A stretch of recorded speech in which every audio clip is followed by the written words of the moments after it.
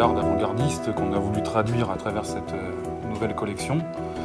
Et la démarche de cette collection, c'est véritablement une réinterprétation de ce qu'est aujourd'hui Franck Muller à travers ses produits et de le transposer dans un futur proche et aussi de pouvoir avoir finalement la première pierre sur laquelle bâtir le futur.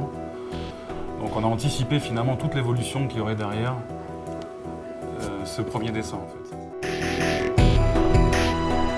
Et quelque chose d'important, c'était de se laisser une liberté et une ouverture pour les prochaines évolutions de cette collection. Donc la réinterprétation passe par les choses les plus par les éléments les plus reconnaissables de la marque et les plus expressifs qui sont bien sûr les lignes des boîtes Franck Muller, qui sont des lignes tout en courbe, où on travaille les formes de manière dans des formes galées, dans des formes organiques.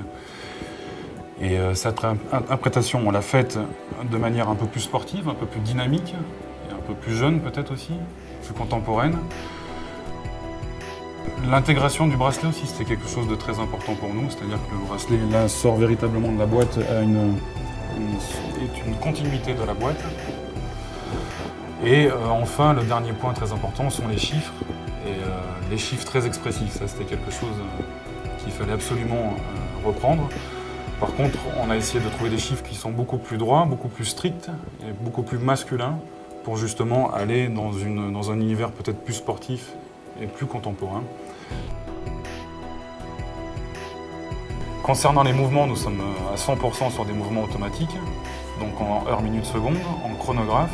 Nous travaillons actuellement sur une version tourbillon et également sur de prochains mouvements à complications qui seront, je pense, très intéressants et qui seront dans la même démarche que la totalité du projet, c'est-à-dire une traduction différente de la marque Franck Muller.